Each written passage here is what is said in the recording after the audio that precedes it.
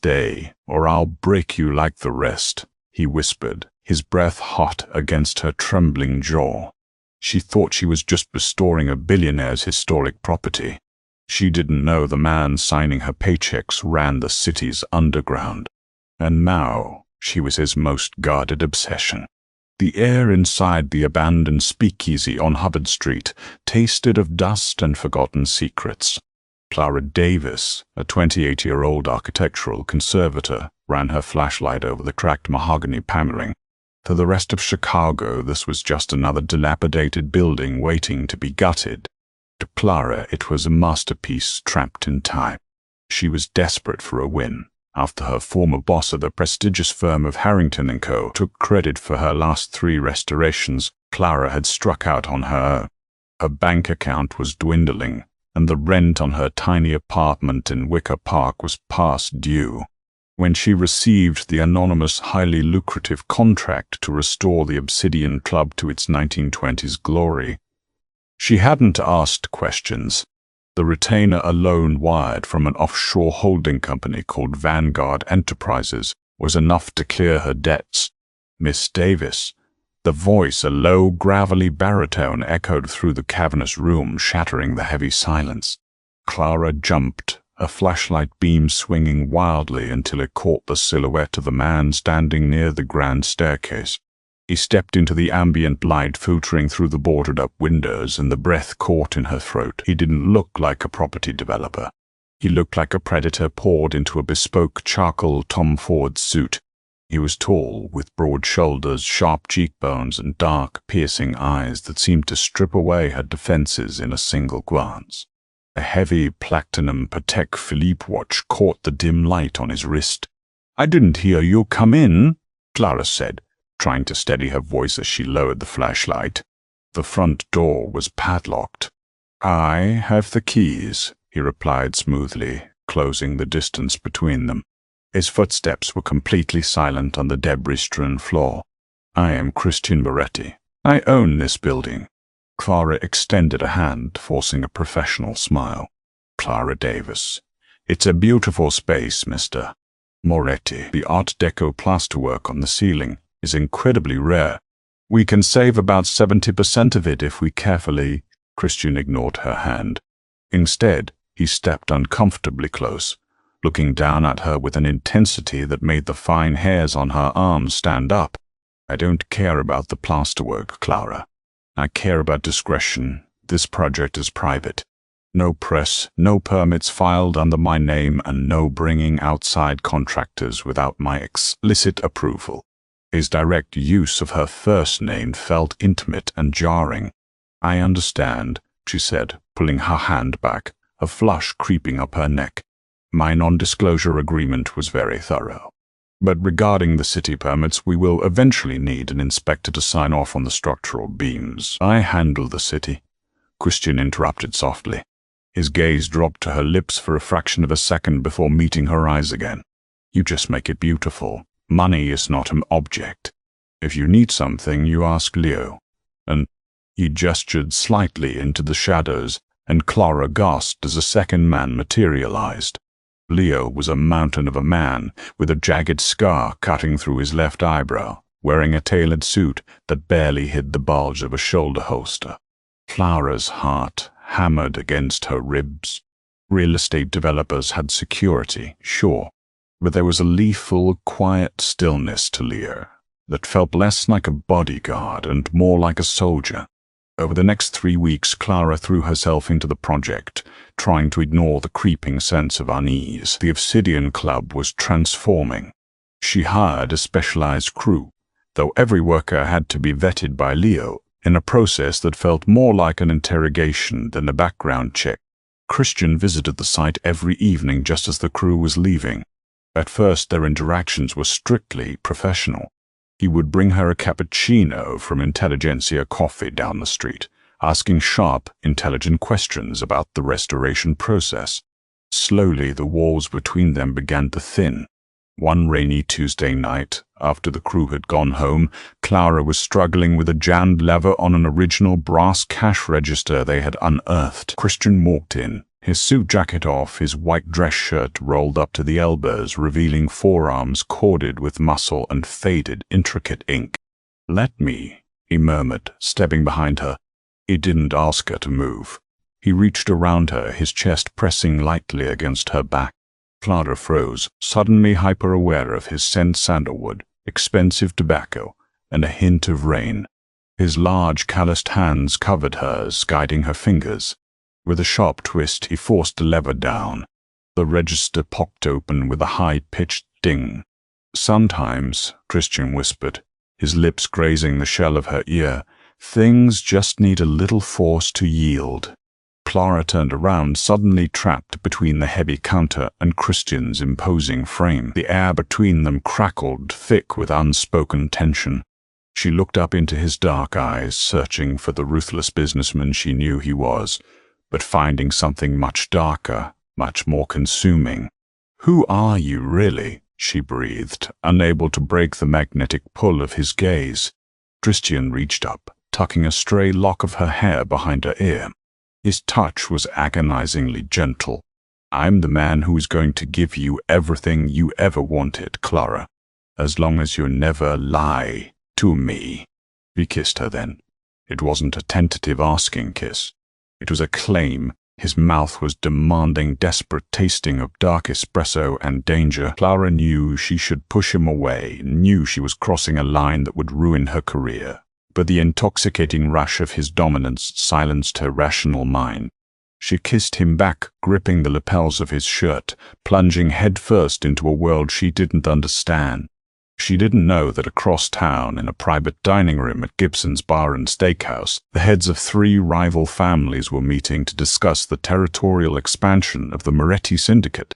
Nor did she know that her name and her face were already sitting in a manila folder on the desk of an undercover FBI agent.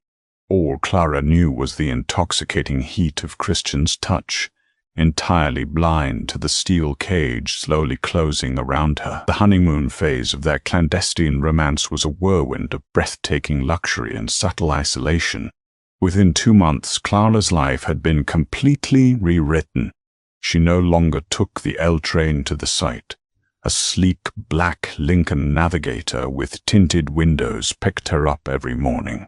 Her shabby Wicker Park apartment felt increasingly empty, as Christian insisted she spend her nights at his sprawling, fortress-like penthouse overlooking Lake Michigan. He showered her with gifts: a vintage Cartier watch left on her nightstand, a rare first-edition book on Renaissance architecture, custom-made drafting tools forged from Damascus steel. But with the gilded luxury came the invisible chains. Clara first noticed the shift when she tried to meet her best friend Sarah for drinks at a rooftop bar in River North. As she went to leave the penthouse, Leo stepped out of the elevator, blocking her path. "Mr. Moretti prefers you stay in tonight, Miss Davis," Leo said, his voice devoid of emotion. "The weather is turning. It's 70 degrees and clear," Clara countered, her brow furrowing. "I'll be back by 10, Leo. Just tell Christian I went out." "I cannot do that," Leo replied, not moving a muscle. "If you wish to socialize, Mr. Moretti can have the restaurant cleared for you and your guest tomorrow. But tonight, you stay." When Clara confronted Christian about it later that evening, he was pouring 2 glasses of Macallan 18. He didn't look angry. He looked entirely unbothered. "There was an incident downtown," Christian said smoothly, handing her a glass. "A dispute between some local businessmen. It wasn't safe for you to be out. I was protecting you by keeping me prisoner," Clara argued, refusing to take the glass. Christian's eyes darkened. He set the glass down with a sharp clink that echoed in the vast living room. In 2 strides, he crossed the room and backed her against the floor-to-ceiling windows. The city lights of Chicago sparkled far below them, a world she was suddenly cut off from. "I keep what is mine safe," he said, his voice dropping to a deadly whisper. He grabbed her jaw, his grip firm enough to hold her still, yet careful enough not to bruise. "You are mine, Clara. Do you understand? The world out there is filthy. I am building a sanctuary for us. Don't fight me on this." The intensity in his eyes terrified her, but it was the possessive certainty in his voice that sent a cold spike of dread into her stomach. This wasn't protection, it was ownership. The true breaking point came a week later. The restoration of the Obsidian Club was nearly complete. Clara needed to review the final invoice for the imported Italian marble they had used for the bar top. Christian was in meetings all day, so she used her security fob to enter his private office at the back of the club to find the purchase order. The office was usually locked, a minimalist sanctuary of dark wood and leather. Clara rifled through the top drawer of his heavy oak desk, looking for the Vanguard Enterprises file. Instead, her fingers brushed against something cold and heavy. She pulled the drawer open further. Her breath hitched. Sitting perfectly aligned next to a stack of bound ledgers was a matte black Block 19. Attached to the barrel was a heavy, cylindrical suppressor. Clara's hands began to shake. She wasn't naive. She knew people owned guns. But the silencer painted a terrifying, illegal picture. Panic rising in her throat, she opened the ledger next to it. It wasn't an accounting of construction materials.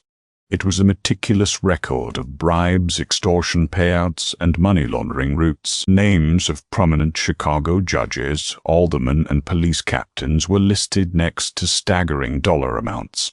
Notes in Christian's elegant handwriting detailed shipments coming through the port of Chicago.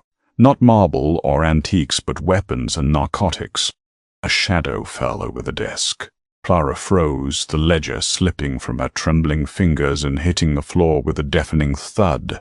Christian stood in the doorway. He had taken off his tie, his collar open, but the relaxed posture did nothing to mask the lethal tension radiating from him.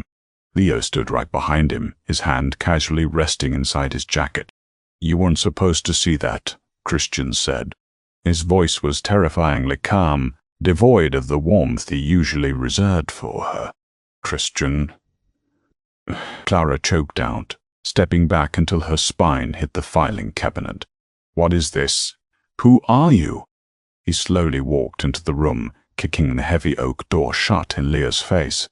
The click of the lock sounded like a gunshot in the quiet room. "I am exactly who I told you I was," Christian said, walking around the desk and smoothly picking up the ledger. He placed it back in the drawer, casually sliding the gun out of view before closing it. "I am a man who gets what he wants. And I wanted you. You're a criminal," she whispered, the reality crashing down on her.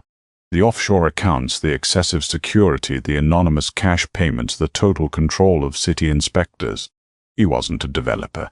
He was the mob. The mud was the first thing she truly noticed. And so,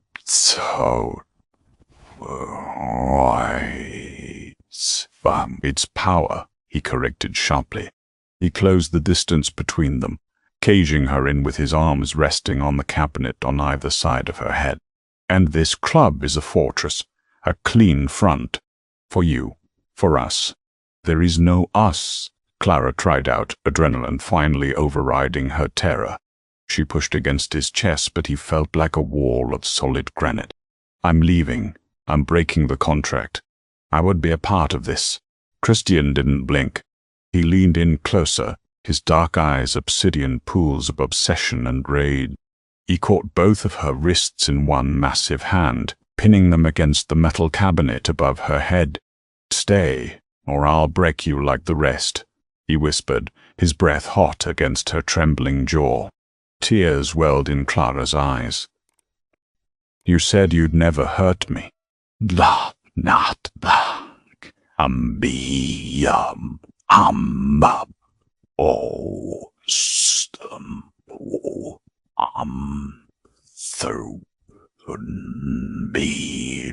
"I won't," Christian replied, his free hand stroking her cheek, wiping away a tear with his thumb. The juxtaposition of his violent grip and his tender caress made her stomach churn. "But if you walk out that door, Clara, I will systematically dismantle everything you love. I will ruin your firm. I will bankrupt your friend Sarah. I will ensure you can't get a job sweeping floors in this city. You will have nothing. No one. Only me. He pressed his lips to her forehead, lingering there as she sobbed. You see, Mia cara, he murmured into her hair, you didn't just sign a construction contract. You signed your life over to the syndicate. And I don't let what's mine walk away. Winter hit Chicago with brutal, unforgiving force, mirroring the cold reality of Clara's new existence. She was no longer a resident of Wicker Park. Her mail was forwarded, her lease quietly terminated by Vanguard Enterprises, and her belongings meticulously packed and moved to Christian's 52nd floor penthouse at number Curley, 9 Walton. To the outside world, Clara Davis had hit the jackpot. She was the brilliant architect who had secured a massive contract and swept a reclusive billionaire off his feet. Inside the soundproof glass walls of the penthouse, she was a ghost in a gilded cage. Christian was a walking contradiction. He was ruthlessly controlling, dictating where she went, who she spoke to, and what she ate. Yet he worshipped her with a terrifying devotion. He would spend hours running his fingers through her hair while he read reports. His massive frame curled around hers in bed, as if shielding her from an invisible war. He bought her original sketches by Frank Lloyd Wright and draped her in diamonds from Harry Winston. But the platinum security bracelet permanently locked around her wrist, disguised as a Cartier love bangle, tracked her every heartbeat and GPS coordinate. She was suffocating. The fear she felt that night in the office hadn't dissipated. It had mutated into a toxic, adrenaline-fueled dependency. She hated him for stripping away her autonomy, but when his dark eyes locked onto hers, when his calloused hands mapped the curves of her body with possessive reverence, she felt a shameful, addictive thrill. He was a monster, but he was her monster. A breaking point arrived 3 days before the grand opening of the Obsidian Club. Christian had permitted her a highly supervised shopping trip to Neiman Marcus on Michigan Avenue to select a gown for the event. Leo, ever the silent executioner, stood directly outside the VIP fitting room, arms crossed over his chest. Clara stood before the three-way mirror, staring blankly at her reflection in a backless emerald green silk dress. She looked beautiful, expensive, and entirely hollow. Suddenly, the heavy velvet curtain of the fitting room didn't open, but a panel in the adjacent mirrored wall slid ajar. A man slipped into the small space with her. He was unremarkable average height, wearing a beige trench coat and wire-rimmed glasses. He held a finger to his lips, his eyes darting toward the curtain where Leo stood just inches away. Clara Davis, the man mouthed, stepping so close she could smell the stale coffee on his breath. He pressed a small, cold object into her palm, a matte black encrypted flash drive. Clara's heart slammed against her ribs. She opened her mouth to scream, to call for Leo, but the man pulled back his coat, revealing a gold badge pipped to his belt. FBI. Special Agent Thomas Gallagher, he whispered, his voice barely a breath. We don't have time. You are in extreme danger. The man you are sleeping with is the head of the Moretti Syndicate. He murdered the last woman who tried to leave him. We have photos. Gallagher pulled a folded printout from his pocket and pressed it against the mirror. Clara squeezed her eyes shut, but not before she saw the horrific image of a blonde woman dragged from the Chicago River, her wrists bound by heavy chains. That was 2 years ago, Gallagher hissed softly. He is a psychopath, Clara. He isolates his targets, breaks them down, and when he gets bored, he eliminates them. We need the ledger in his office, at the club. The physical book. Plug this drive into his terminal, copy the hard drive, and bring the book out during the grand opening. If you do this, I have a helicopter waiting at Navy Pier to take you to a safe house. Complete immunity, witnessed protection, a new life. Clara stared at the drive in her trembling hand. Why should I trust you? She whispered back, tears stinging her eyes. Because if you don't, Gallagher replied coldly, we raid the club on opening night. You go down as a co-conspirator. 20 years in federal prison for racketeering. The choice is yours, freedom or the cage. Before Clara could process the ultimatum, Gallagher slipped back through the maintenance panel, the mirror clicking silently into place just as Leo knocked on the heavy wooden doorframe. "Miss Davis," Leo's gravelly voice called out. "Mr. Moretti is expecting us back for lunch. Have you made your selection?" Clara looked at her reflection. She saw the terrified girl from Wicker Park staring back at her, holding the key to her salvation. She slid the cold flash drive into her clutch, her hand shaking violently. "Yes, Leo," she called back, her voice remarkably steady. "I've made my choice." For the next 72 hours, Clara lived a lie so profound it made her physically ill. She smiled at Christian over dinners of Wagyu beef and Barolo wine. She let him kiss her, let him claim her in the dark, all while the encrypted flash drive burned a hole in her bedside drawer. She felt like Judas, trading the devil she knew for a federal badge she didn't. But every time she closed her eyes, she saw the woman in the river. The grand opening of the Obsidian Club was a master class in opulent corruption. Outside, a brutal winter storm lashed against the frosted, bulletproof windows of Hubbard Street. Inside, the air was thick with the heavy scent of Cuban cigars, expensive perfume, and old money. The Art Deco chandeliers Clara had painstakingly restored cast a golden, honeyed glow over Chicago's elite. Aldermen clinked glasses of vintage crystal with police commissioners completely oblivious or willfully ignorant to the fact that the men pouring their drinks were heavily armed soldiers of the Moretti family. Clara descended the grand staircase in a sweeping blood-red Oscar de la Renta gown, her hair swept up in an elegant twist. Every step felt like a march to the gallows. The flash drive burned like a coal against her skin, tucked securely in her bodice. Christian was waiting at the bottom step. He wore a midnight blue tuxedo that made him look devastatingly handsome and terrifyingly lethal. His eyes darkened with hunger as she approached. "You take the breath from my lungs, mia cara," he murmured, pulling her flush against his solid chest. He kissed her neck right over her racing pulse. "Tonight, the city is yours. It's beautiful," Clara managed to say, her eyes darting nervously around the crowded room. She had exactly 10 minutes before Agent Gallagher's deadline. "I need to check the ambient lighting in the back hallway." The contractors were supposed to dim the sconces.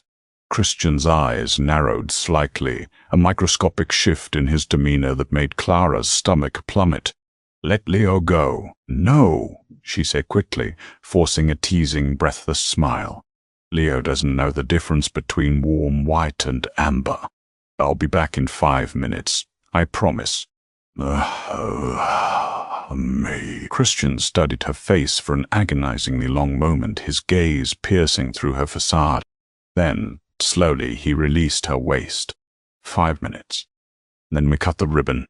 Clara turned and walked away, her heels clicking softly against the marble floor. She slipped past the heavy velvet curtains separating the main floor from the private corridors, swiping her master security fob against the biometric scanner of Christian's office. The heavy oak door clicked open. She slipped inside, plunging into the dark, silent sanctuary. Trembling, she practically ran to the desk, yanking open the top drawer. The heavy leather ledger was right where he had left it. She shoved the book into the hidden compartment of her oversized clutch. Next, she pulled the flash drive from her dress and jammed it into the USB port of Christian's encrypted terminal. A green progress bar illuminated the screen. "You're making a terrible mistake, Clara," Clara screamed, spinning around. Sitting in the wingback leather chair in the darkest corner of the room was Agent Thomas Gallagher. He wasn't wearing a beige trench coat tonight. He wore a black tactical assault suit, and in his right hand he held a suppressed Sig Sauer pistol pointed directly at her chest. "Gallagher," Clara gasped, stepping defensively in front of the computer monitor. "What are you doing here?" "I'm getting the data. I have the ledger." Gallagher chuckled, a wet, ugly sound that echoed in the quiet room. "You really are a naive little architect, aren't you? The FBI doesn't give a damn about this club. But the Sullivan family does." Clara's blood ran cold. The Irish Syndicate, the Morettis' oldest, bloodiest rivals. You're not federal, she whispered, the horrifying realization dawning on her. The badge in the fitting room was fake. The story of the woman in the river was a lie designed to terrify her into bypassing the biometric locks Christian had programmed.